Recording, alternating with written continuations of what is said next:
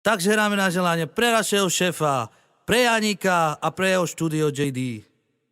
A kupuj Mercedes.